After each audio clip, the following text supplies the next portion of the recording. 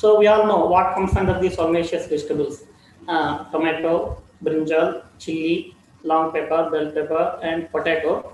Earlier, tomato was Lycophyrsicum esculentum, you all might be knowing, but few years ago it has been changed to Solanum lycophyrsicum. Earlier, Miller, he separated the tomato from the Solanum genus because of the presence of resinous canals and longitudinal anther dehiscence. The anther dehiscence in the tomato is longitudinal, whereas all members of the Solanaceae family have porous anther dehiscence. That means anther dehisces at the top of the top portion. But in case of tomato, the anthers dehisce longitudinally, vertically downwards. So based on the two regions, earlier Miller, he separated the tomato from the genus Solanum and he established a new genus Lycophyrsicum esculentum. But recently again tomato was added to the genus Solanum and it was changed to Solanum lycophyrsicum. Among all the solanaceous vegetables, all are fruit-bearing vegetables except potato, where potato is a tuber-bearing solanaceous vegetable. And leguminous vegetables. These are the leguminous vegetables we are commonly grown in India and other countries.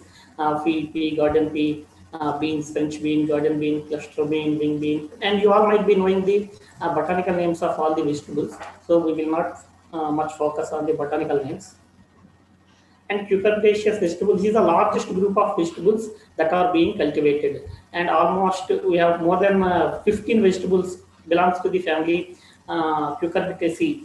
Are being cultivated in India as well as abroad also. So I have given only few botanical. You all may be knowing the botanical names, no?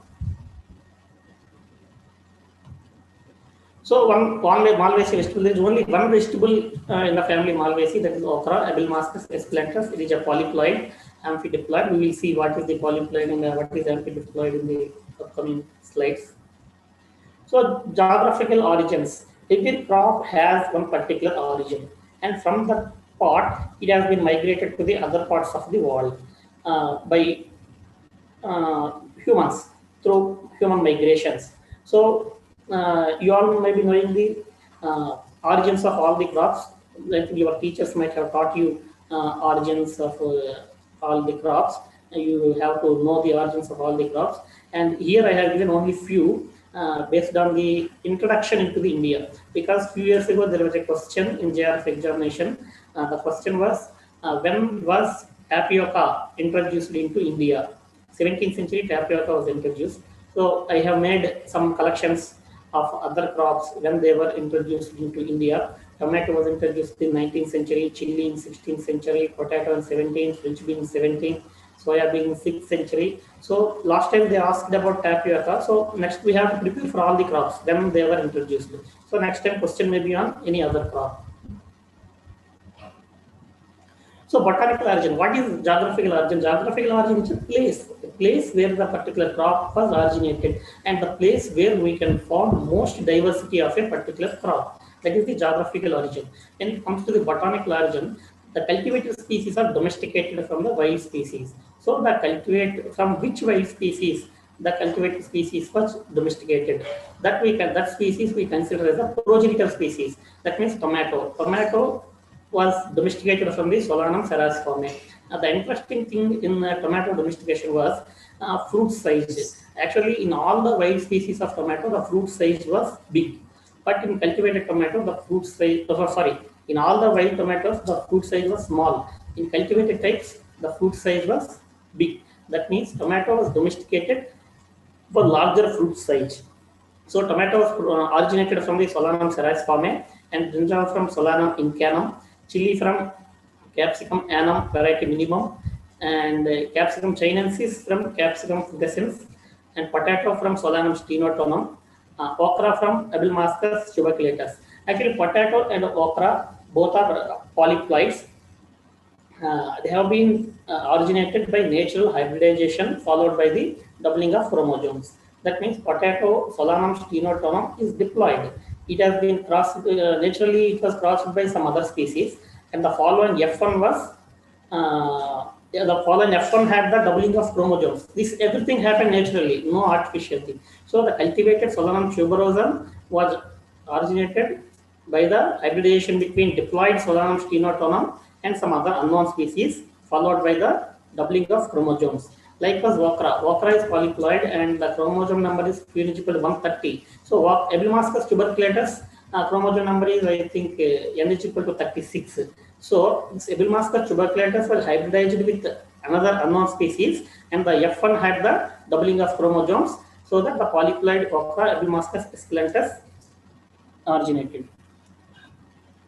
So likewise, P originated from Rhizome elateus, French bean from Phaseolus aborigines, cowpea from Vigna decanditiana variety mensensi, cluster bean from Siamopsis senegalensis. So there will be a question every time, even in the NET and ARS prelims examination also, regarding this progenitor species of the cultivated types. So cucumber from Hardwicke, watermelon from Citrullus colocynthis, bitter gourd from variety abbreviata, ridge gourd from Ulpha graveolens, snake gourd from Trichogenthus pygmaerna, and bottle gourd from Lagenaria sperica. So botany and breeding. So for before going for any breeding method, we have to know the botany of the crop, especially its reproductive biology. What is the mode of pollination in a particular crop? We should know, so that the selection of breeding method depends upon the reproductive biology of a crop. So if we see this tomato, pea, French bean, cluster bean, wing bean, labra beans, almost all leguminous are hermaphrodite, and they have self-pollination mechanism. So what are the different self-pollination mechanisms? Pea, cleistogamy. What is cleistogamy?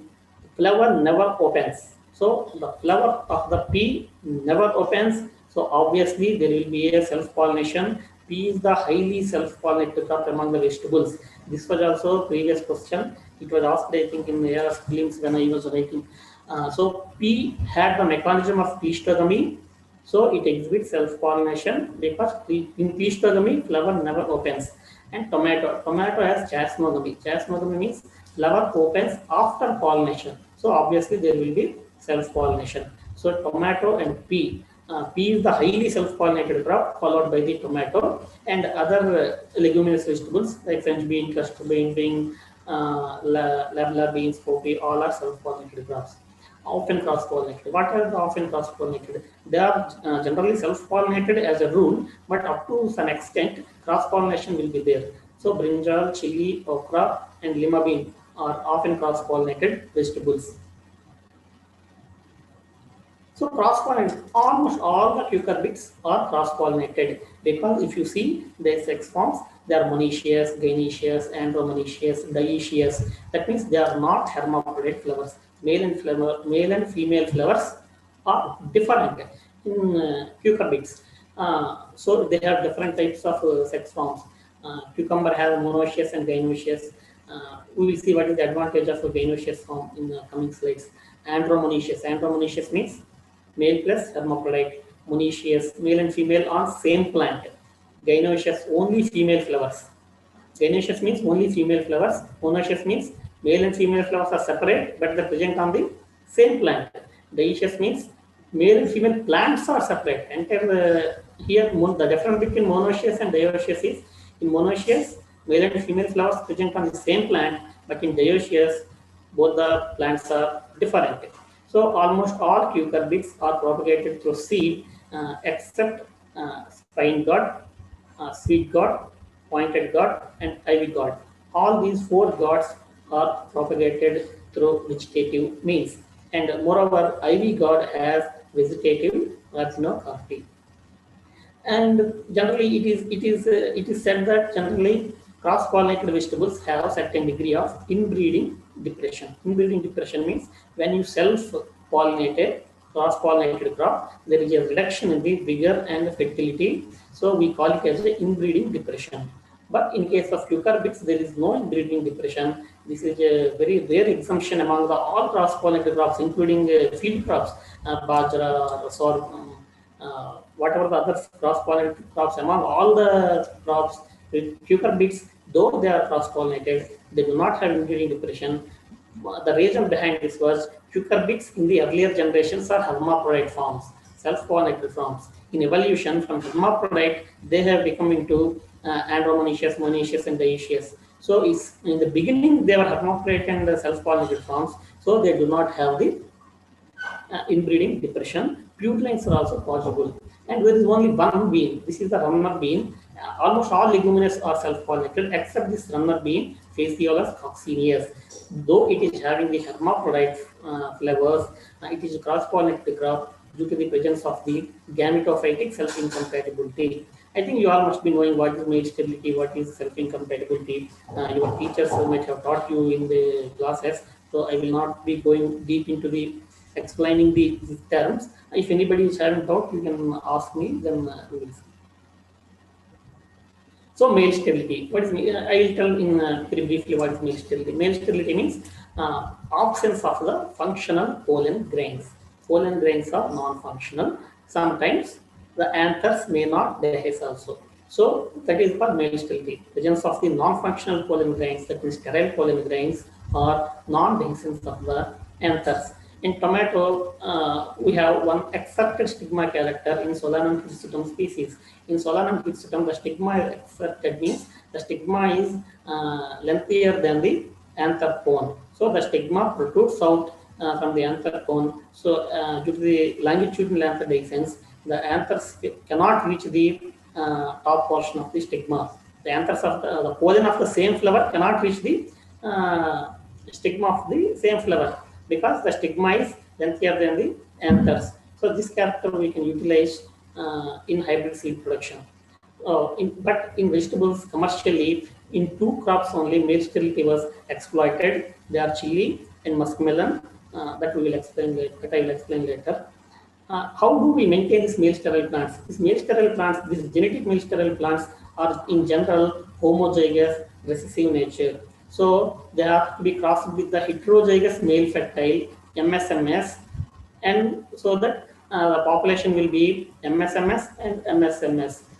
So we have to cross a male sterile plant with a heterozygous male fertile plant for its maintenance. Yeah, the resulting population will have both male fertile plants and more sterile plants. So how we identify the male sterile plants from a mixed population? So we should have a morphological marker to identify the male sterile plants. So when we talk about the watermelon, we will